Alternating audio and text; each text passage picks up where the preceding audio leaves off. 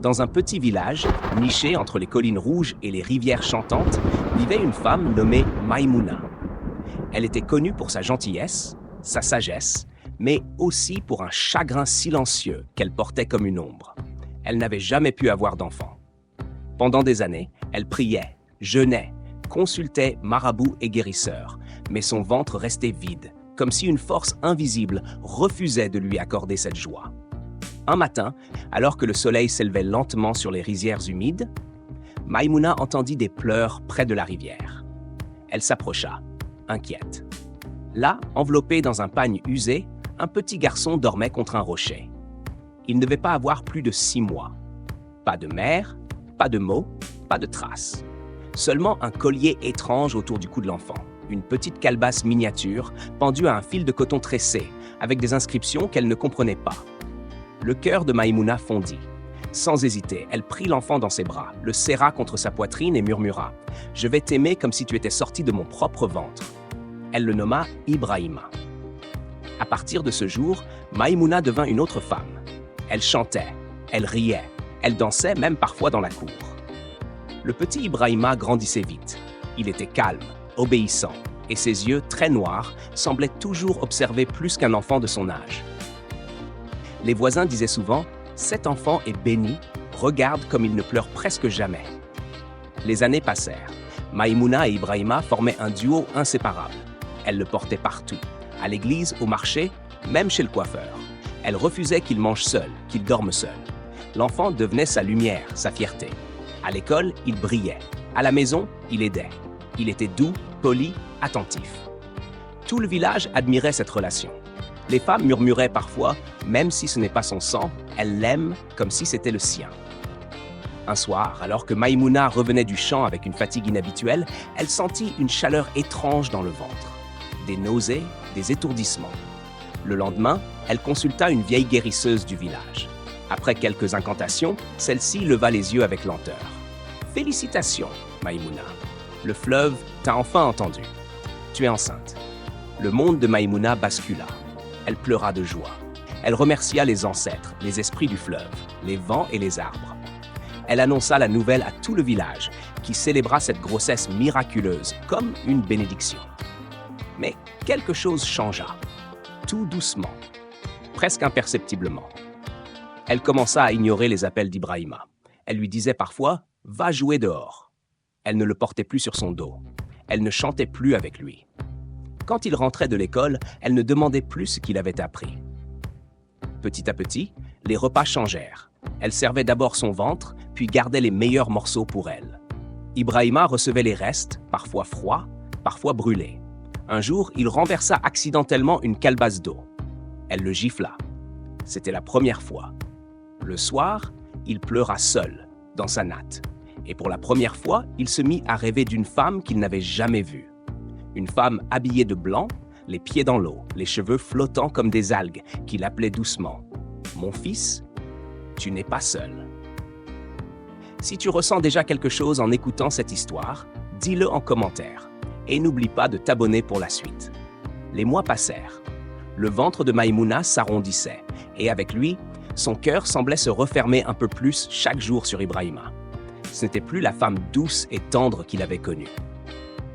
Maintenant, elle avait des sautes d'humeur, des regards froids, des silences lourds. Elle ne lui caressait plus les cheveux avant de dormir. Elle ne répondait plus quand il disait bonne nuit. Et quand il tombait malade, elle disait simplement « Bois de l'eau, ça va passer ». Le jour où elle accoucha, tout changea définitivement. C'était une fille, une belle petite fille, aux joues rondes et à la peau claire. Maïmouna la regardait comme si elle tenait le monde entier dans ses bras. Elle l'appela Aïssatou, comme sa propre mère.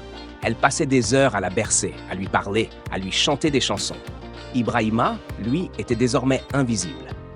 Il dormait dans la cuisine, il mangeait seul, loin de la table, et souvent, il recevait des corvées qu'un enfant de son âge n'aurait jamais dû faire. « Tu n'es même pas mon vrai fils », lui dit-elle un jour, alors qu'il avait oublié d'acheter du charbon. Il ne répondit pas, il ne pleura même pas. Il regarda simplement sa mère avec des yeux tristes, mais vides. Quelque chose en lui s'était fermé. Mais le village, lui, voyait. Les voisins murmuraient. Une vieille connue pour son franc-parler dit même un jour à Maïmouna: Fais attention, l'enfant que tu rejettes pourrait bien être celui qui viendra te sauver. Maïmouna rit. C'est un enfant trouvé, rien de plus. Dieu m'a donné ma vraie fille maintenant. Un soir, alors qu'il revenait du puits, Ibrahima sentit la calebasse autour de son cou vibrer légèrement. Elle avait toujours été là, accrochée, silencieuse. Mais ce soir-là, elle était tiède, comme si elle avait un cœur qui battait. Il l'ouvrit. À l'intérieur, une toute petite goutte d'eau brillait comme un diamant. Et une voix douce résonna dans sa tête, sans bouche, sans visage. « Bientôt, le fleuve parlera. Sois patient. » Il referma la calebasse, le cœur serré, sans vraiment comprendre. Quelques jours plus tard, Aïssatou tomba malade. Une fièvre étrange, brutale. Sa peau brûlait, ses yeux se tournaient, et elle refusait de téter. Les guérisseurs du village vinrent un à un, mais aucun remède ne fonctionnait. Maïmouna pleurait jour et nuit. Elle oubliait même de manger. Elle suppliait Dieu, les esprits, les ancêtres. Une nuit, alors que le silence couvrait le village comme un linceul, elle vit Ibrahima debout près du lit d'Aïssatou, tenant sa calebasse dans la main. « Qu'est-ce que tu fais là » cria-t-elle, paniquée. Mais avant qu'elle n'arrive jusqu'à lui, il ouvrit la petite calebasse et en versa le contenu, cette goutte d'eau brillante, dans la bouche du bébé. Un souffle léger traversa la pièce. Aïssatou se calma. Sa respiration redevint stable. Sa peau redevint fraîche. Elle s'endormit. Maïmouna était sous le choc. Elle tomba à genoux. « Qu'est-ce que c'est que ça ? Qui es-tu, Ibrahima » Il la regarda sans sourire, sans colère. « Je suis le fils de celle que tu n'as jamais vue, la femme de l'eau, celle qui m'a confié à toi. » Et il sortit de la pièce. Depuis ce soir-là, Maïmouna ne dormait plus vraiment. Elle avait peur. Peur de ce qu'elle ne comprenait pas. Peur d'avoir été cruelle envers un enfant qui n'était pas ordinaire. Et le fleuve, lui, devenait de plus en plus agité, comme s'il appelait quelque chose. Tu aurais fait quoi à la place de Maïmouna? Dis-le en commentaire. Et si tu ressens cette tension, like la vidéo et abonne-toi pour découvrir la vérité dans le chapitre final. Le soleil se levait à peine sur le village, mais le fleuve, lui, grondait déjà comme un animal blessé. Les pêcheurs n'osaient plus s'approcher de l'eau. On disait que, la nuit, des chants s'élevaient au milieu du courant. Des chants tristes, anciens, dans une langue que seuls les anciens du village comprenaient à moitié. Le nom d'Ibrahima revenait dans ces chants, toujours prononcé avec lenteur, comme une promesse ou une menace. Maïmouna vivait désormais dans la peur et la confusion. Aïssatou était guérie, oui, mais depuis cette nuit-là, elle avait changé. Elle regardait son frère avec une admiration silencieuse, comme si elle le reconnaissait, lui, comme une figure bien plus importante que leur propre mère. Elle riait avec lui. Elle pleurait pour lui. Et chaque fois qu'il s'éloignait, elle tombait malade à nouveau. Une nuit, Maïmouna fit un rêve. Elle était au bord du fleuve.